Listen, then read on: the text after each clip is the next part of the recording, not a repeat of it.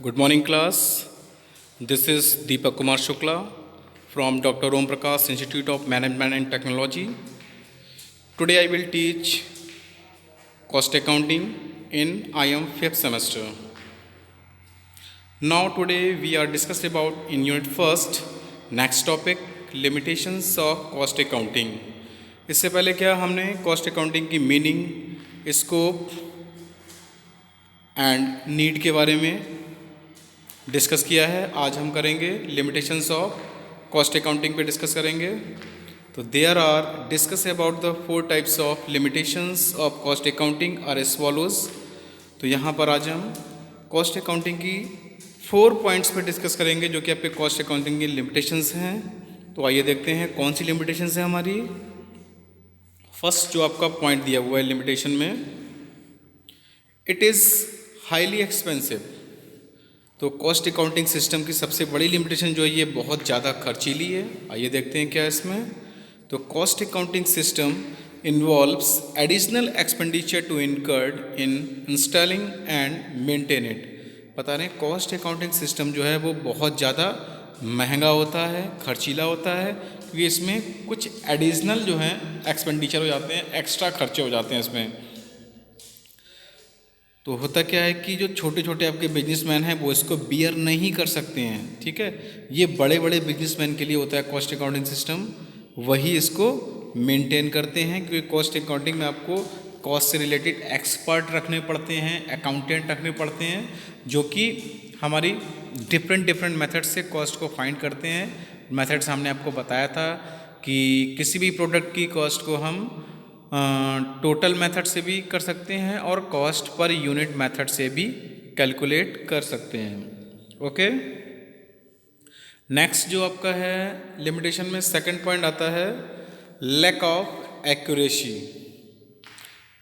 That means हम ये नहीं कह सकते हैं कि कॉस्ट अकाउंटिंग सिस्टम से अगर हमने कोई भी रिपोर्ट तैयार की है कि वो पूरी तरह से सही है, तो इसमें एक्यूरेसी की, विश्वसनीयता की कमी होती है। आइए बात करते हैं क्या इसमें। The accuracy of cost accountants get distorted owing to the use of national cost such as estimated cost, standard cost, etc.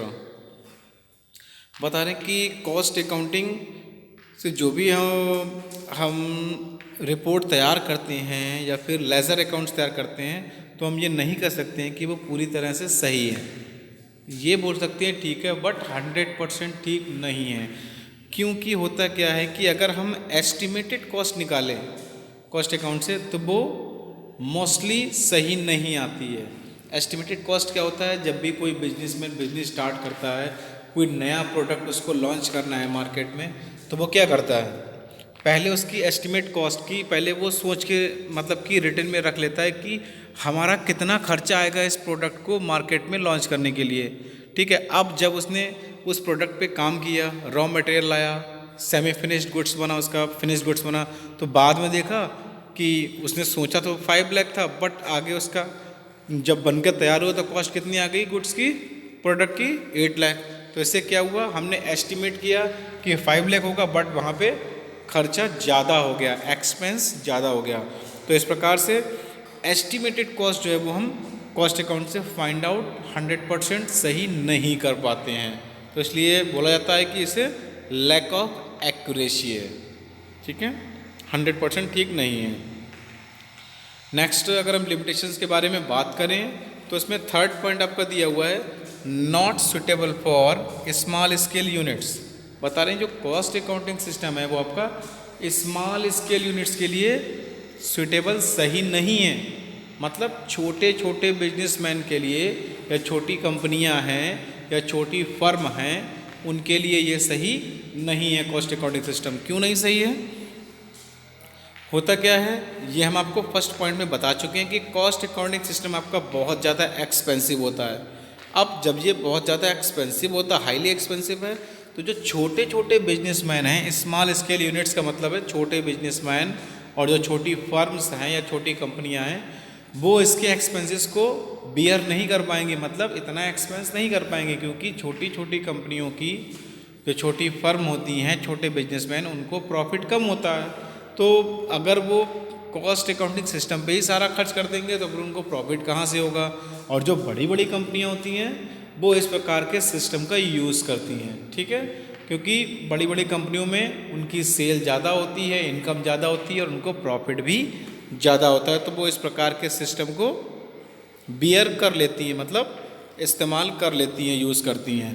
तो सिंपल सी बात है, जो कॉस्ट अकाउंटिंग सिस्टम है आपका वो बड़ी बड़ी कंपनियों, बड़े बड़े बिजनेसमैन के लिए होता है, छोटे छोटे बिजनेसमैन जो होते हैं या छोटी कंपनियां उनके लिए नहीं होता है, ठीक है। नेक्स्ट पॉइंट आपका 4 है, इट लैक्स सोशल अकाउंटिंग। बता रहे सोशल अकाउंटिंग की इसमें कमी पाई जाती है। आइए बात करते हैं क्या है इसमें। Cost accounting fails to take into accounting the social obligations of the business. अब अगर किसी कंपनी में कोई एम्प्लॉय काम करता है, उससे कोई गलती हो जाती है तो होता क्या है, जो कंपनी का मालिक ऑनर होगा तो वो अगर कोई भी गलती हो गई, कोई प्रोडक्ट बिगड़ गया या गलत हो गया, मतलब अब वो सेल नहीं हो पाएगा मार्केट में, तो उसका जो भी नुकसान हुआ वो उस एम्प्लॉय से ही वसूलेगी, ठीक है। तो सोशली का मतलब ये है वो उस पर बिल्कुल भी दया भावना नहीं दिखाएगा, क्योंकि उसका मेन उद्देश्य है बिजनेस में प्रॉफिट कमाना। अगर वो रोज़ रोज़ ऐसी दया भावना दिखाता रहा एम्प्लॉयज़ पे तो एम्प्लॉयज़ की गलत आदत पड़ जाती है, वो काम मन से नहीं करते हैं। वो सोचते हैं देखो सही होगा तो भी ठीक है, नहीं होगा तो भी मालिक साहब कुछ कहेंगे तो है नहीं। तो इससे क्या होता है कि फिर वो अगर ऑनर जो कंपनी का है एक्शन लेता है एम्प्लॉय के खिलाफ, अगर वो गलत काम कर रहे हैं, सही से नहीं कर रहे हैं, जब फाइन वगैरह लगता है तो फिर वो उससे काम को सही से करते हैं। आगे से एक बार मिस्टेक होने के बाद फिर वो आगे मिस्टेक नहीं करते हैं, मतलब कोशिश तो यही करते हैं मिस्टेक ना हो, अगर हो जाए फिर तो फिर कोई बात ही नहीं, फिर तो फाइन लगना ही है। बट वो अपनी तरफ से कोई भी वीक पॉइंट नहीं रखते हैं, ठीक है। तो ये आपका हो गया इट लैक्स सोशल अकाउंटिंग, ठीक है। तो आपके जो कॉस्ट अकाउंटिंग की लिमिटेशंस में 4 पॉइंट्स थे वो सारे कवर हो गए। तो ये आपका टॉपिक फिनिश हो गया, ठीक है। ओके, आज के लिए इतना काफ़ी है। Thank you class.